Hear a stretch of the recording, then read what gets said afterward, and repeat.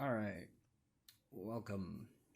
So this is my regional deck list that I took to the Seattle Regionals yesterday. As of recording anyway, it's yesterday. So I played mekk-knight invoked. Overall, I think I did a bit better than I expected I would. I got 95th out of 303 other people. Which is the best that I've actually done at any regional, so I'm at least making progress. I definitely learned a lot about my own sort of shortcomings with the game, as well as my specific deck choices, weaknesses. So hopefully moving forward, I can work on both of those. I'll kind of go over rounds and stuff as well, but for now, let's get into the deck. First off, we are playing mekk-knight invoked, so we have 3 Alistair, 3 Meltdown, and 2 Invocation. I think this ratio is perfect. I don't run terraforming. I've always found it kind of being a bit bricky. It just, like, anytime I have, like, a Meltdown and a terraforming and an Alistair, terraforming kind of, it doesn't help unless I am specifically able to out, like, an Ash with it. But otherwise, it just, like, I would rather have it be a different card, essentially. But yeah, this is the lifeblood of the deck, basically. This is, like, the main goal, essentially. I don't think I would change this at all. So, you know, those are good. For mekk-knights, we have 2 blue sky, 2 indigo, and 3 purple, and then we also have 1 succession and 1 secret. Again, I think this ratio is perfect. Sometimes the first indigo dies, but also having a second means that if I summon blue sky twice to a column with 2 cards the opponent controls, I get to get 2 cards every time, because if you don't have enough targets to search, he cannot search. So just having a second one in deck sometimes actually does matter to actually get cards. Plus, it's just 2 free cards. Even if you don't need them, if you can't summon them or whatever, they're discard fodder for, like, Mikaba. So, like, that's just really good. They're also discard fodder for Morningstar. So yeah, again, I would not change anything about this. If anything, I might bump Secret back up to 2. I go back and forth on it sometimes, because sometimes it just gets destroyed right away. And then it does nothing, unfortunately. But when it resolves, when it sticks, it is game determinatively strong. So I definitely would not change that at all. I'm very satisfied with how these worked. Oh, sorry, tired. Still getting over the, because I didn't get back till like 1 in the morning, so, yeah, I'm a little tired still. So for generic sort of power cards, I had 3 Veiler, 3 Ash, and 3 Fenrir. Shout out to my friend Jeremy for lending me the Fenrir, because I did not have them. So Veiler, I think, was the only thing that underperformed. So the drawback to Veiler is that it only works during the main phase of the opponent's turn, obviously. The main reason I went with Veiler over Imperm is that it's a light spellcaster, which means that I can use it with Alistair for Mikaba. I can make Artemis if I need to set up a column, and that way I didn't have to run Almirage. Something I did find that I kind of wanted sometimes, though, was Relinquish Anima, which I'm not running. Fenrir was really good. The only drawback to Fenrir was that sometimes I would just forget that I have to summon it first. Like, I haven't played with it before, so it was kind of just a learning curve thing. Eventually, I did sort of kind of figure that out. I need to play this card first. The games where I did do that, I don't think it mattered, but it's still something I need to keep in mind for playing the game and everything. You know, sequencing is important, you know. Ash, I only saw like 3 times. I wish I'd seen Ash more. I might have done a bit better, but you know, that's part of the deck building process. Excuse me. So yeah, Veiler, I think I'm probably going to swap to Imperm. I'll go over another reason I was running Veiler in a minute, but Ashe and Fenrir both definitely did really well. For generic cards, we play blind second, so we got the triple evenly matched.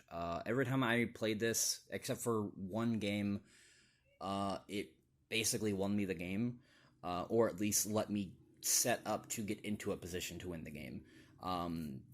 Card is really good. Like it or hate it, it's good. I got the one instant fusion. You probably saw the Millenniumized Restrict in the extra. Instant fusion was... I think instant fusion was actually good every time I was actually able to play it. There was a couple times I had it that I wasn't able to activate it. Actually, the last round we wound up tying, and I would have lost had I played the instant fusion because there was like 4 minutes left in time on game 3 as we started. So I'm like, I literally cannot play instant fusion. But instant fusion, when I'm actually able to use it, it is very good. It's also a really easy card to side out, though, so that's kind of nice. 2 triple tech. I could not find space for a third, but I'm also not sure I want to run a third. There was a lot of times where I opened 2, and they were just dead cards. Because I just can't activate them. So, when it did go off, it was usually really good, though, so I can't complain too much. I don't have I didn't have thrust. I actually did pick up a copy. I traded a Ghost Clearwing Synchro Dragon for it. Or, was it Clearwing or Crystal? I don't remember. I traded a Ghost Rare Synchro for it. 2 Super Poly. I wish I had the third. Round 3, I Super Poly'd my opponent's E-Pearly Noir after they tried to shuffle my Alistair back into deck to make Elysium. Or, no, it wasn't Alistair. Because it was, I think it was Mekaba. I made Mekaba, they tried to spin it, because I think they knew I didn't have a monster in hand, but I was able to Super Poly and fuse it away. So, I was like, you know what, we'll take that. Surprisingly, I still lost that game. I banished 4 of their 6 Pearly monsters, and they still managed to win. That is how grindy and obnoxious that deck is. Pearly, I definitely did not have enough experience playing against, unfortunately. I only played against 1 Pearly, thankfully. I played against 3 Tearlament. I actually won my first game against Tearlament, I lost my second, and I tied my third. So that matchup is a toss-up. It's really hard to know what to hit in the deck, like whether ashing something is a good call or not, like that sort of thing. It's weird. I definitely need more experience with it. 3 Book of Moon. This card I felt was going to be really good, and it just wasn't. Like, most of the time, it just didn't do anything to help me. So yeah, this is definitely coming out. At most, I'd probably stick it in the side, but even then, I think there's better cards. Maybe it was just my matchups, I don't really know, but I definitely did not care how Book of Moon... Like, I sided it out almost every game. I was taking out at least 1 or 2, depending on what I sided in. My side deck also definitely needed some work, but again, I still had fun regardless. The last card is 3 Small World. So this card is why I was playing Veiler. So basically with Small World, I can turn Veiler into Ashe into Alistair. I can also turn Ashe into Veiler into Alistair, or Ashe, Veiler, mekk-knight. So the theory was that this would let me see my actual important monsters a lot more frequently. I think I only ever resolved it to actually get Alistair once. Every other time I was either just setting it as either a bluff or to set up a column, or I was just keeping it in hand to discard for Mekaba. On paper, this card seems really good in the deck, but in practice, it just didn't do anything. Which is really unfortunate, because it is a cool fucking card, but I don't know. I did a lot, testing at locals is one thing, testing in a regional is another, and local versus regional, big difference, big fucking difference. So, that definitely is going to come out as well. That is the full 40 card main deck. So yeah, let's get on to the extra. So like we saw earlier, we have the 1 Millenniumized Restrict, and we also have invoked Raijin for instant fusion targets. Raijin also gives me an invocation slash super poly target against Flowanderies if I actually played against them. I didn't. But it also, like, I could invocation infuse a droll from the opponent's grave. Just kind of utility stuff, but having a Book of Moon is also really good. Funny enough, my round 8 opponent, they were playing Stun, and game 1, they basically were just hitting with a Fenrir a bunch, and they couldn't out the Raijin because I kept flipping him back face down, so Fenrir couldn't banish it, because Fenrir only banishes face-up cards. So basically that just let me stall until I could actually out the Fenrir and hit for lethal. Because he played, he played Judgment, and what was it? I think eventually I just normaled Alistair, or I just drew like at Alistair and I swung over, because he had like Gozen match and there can be only one, so I just couldn't summon anything else. So Raijin just swung over the Fenrir with Alistair's boost. Alistair's boost actually caught a lot of people off guard. I think a lot of people just forget that he has a hand effect.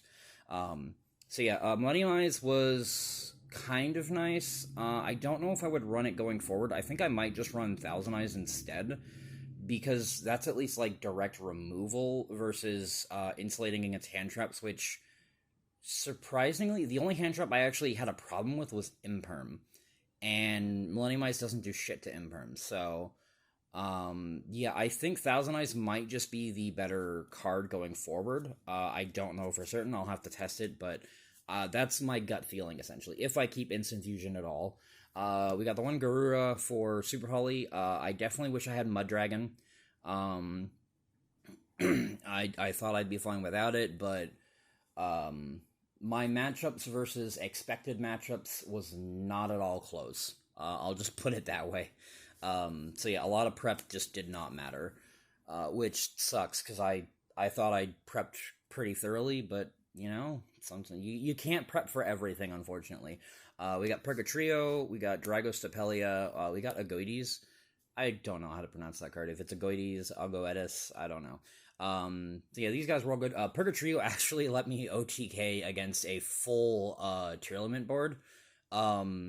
I had a mekk-knight. I had Purple Nightfall with World Legacy Secret in the same column as their Grapha and their Dragostapelia, and I just okay, here, let's make Purgatrio with your milled Ash, and I'll boost up with Alistair, and I just hit everything. He had Kaleido Heart, Fusion Grapha, Dragostapelia, Rhino Heart, and Beatrice, I believe. He had 6 monsters on board. Purgatrio hit all of them for at least 1,000. And I still had a purple and another monster out as well, so that was very satisfying. Purgatrio is actually crazy. 2 Mechaba, and then the last fusion is Elysium. I think 2 Mechaba is pretty much standard in any mekk-knight invoked deck. I go back and forth on this a lot. I thought about running just one just to get one extra spot, but the second one does come up a lot. So I don't know what the correct answer is, or if there even is one. Elysium, I was definitely... So the problem with Elysium is that you can't use Invocation and fuse with your opponent's stuff unless they happen to have, a mekk-knight or an Invoked Engrave that you can use for your own Elysium. But I really... Yeah, I'm not sure how to feel about Elysium. I only summoned it once against the Pearly deck, but they just played through it and didn't care, even after I banished, multiple of their monsters. So I don't know if this was the right call either. I thought it would be good. On paper, it sounds really good. The effect is strong as hell, too. It's a really good Super Poly target, because it outs any extra deck monster as long as it's not unaffected by card effects. So it on paper, again, it sounds really good, but I think, the Mud Dragon of the Swamp would have been a better card, I think. For Link monsters, we got Artemis. Do I need to explain Artemis? She's just there to make columns. You can link off Alistair or Valor. She was great. I think she's probably the link that I made the most. We got the Masquerena. I made Masquerena a couple times, but I think I probably would have been fine without it. The only time it came up was like one time where I was trying to out the opponent. I got bodied by fucking Scareclaw Kashtira. I had no answer to their Tryhard. Tryhard is insane. Because like even when I did like Masquerena and then link into Unicorn on the opponent's turn and spin back the Tryhard, they just make another, and there's nothing I can do about it. Yeah, that was a terrifying match, and I don't know that this deck is actually good against it. Those two, yeah, I think Masquerena probably could come out. Especially because it goes second deck, like, it just kind of doesn't make sense. I'll probably replace it with the SP Little Knight or whatever, because he, like, bounces something on summon, and he's, like, the same generic materials. We ran 2 Morningstar. I go back and forth on this as well. Again, space in the extra deck is it's at a premium, and I cannot fit everything I want to. Like, I wanted to run Dark, even though Alistair is my only main deck Dark monster, just to be able to, like, steal something and then climb into a Link 3. That probably would have been better than the Masquerena, honestly. But no, Morningstar, his effects are crazy, and imposing, like, this weird, like... So, like, with Morningstar and Secret in play, the opponent wants to be in the same column to kill stuff in battle, but then they lose their monster effects. So it puts the opponent in this weird, like, it's like almost like Trick Room or something in Pokemon, you know, where, like, suddenly everything is flipped upside down and you don't know what the proper, like, play is. It's probably more complicated than Trick Room, but that's, like, the best analogy I could come up with, honestly.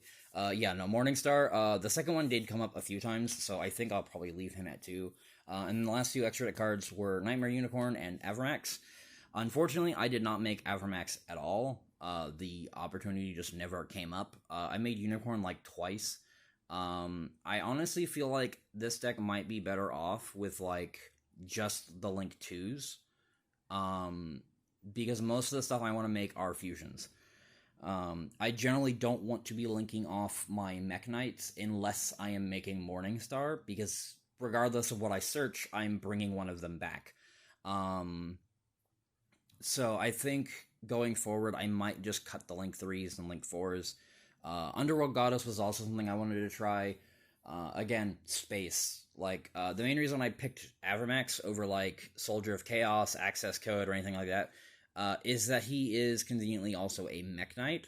He protects all of my other stuff from being attacked. He can't be targeted, and if I make him with Masquerena, he's indestructible by card effects as well, and he can beat any special summon monster in battle effectively. And even if he does somehow die, he shuffles something back without targeting. Like, he is such a good card on paper. I think that's a lot of the problem with this deck, was just the stuff that sounds good on paper is not good in practice, and I just needed to practice more, I guess. And now for the side deck. So I had a Crossout Designator package, so I played 3 Crossout, a Dimensional Barrier, and a Dimension Shifter. These cards, on paper, sound like a very, very big problem for my deck. I did not side them in once. Ironically, I actually sided in these 2 standalone for when I thought I would end up going first, against, like, Tearlament, just because, like, they actually seem like they would be good cards against them, and I can play around Shifter, I think, just fine, with like, minimal losses, you know?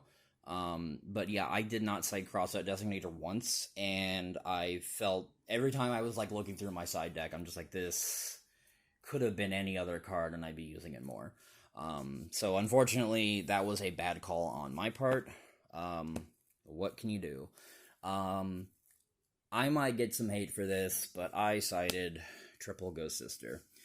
So the main problem that I thought with my deck would be that I do not have a way to close out games in time. I didn't have anything that could just let me deal, like, 500 damage.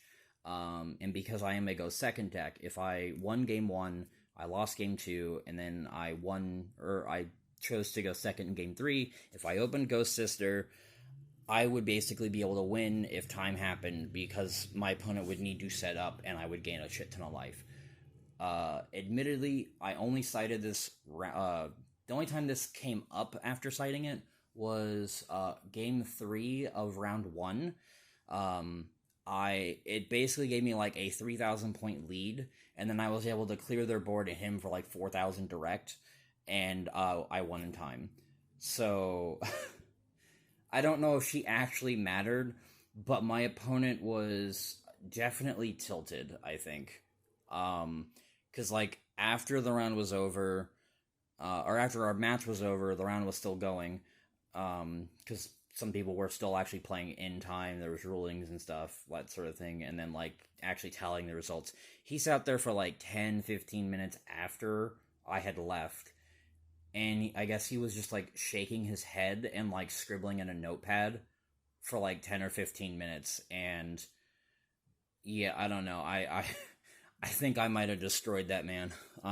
If you're watching this, man, I'm sorry. I apologize.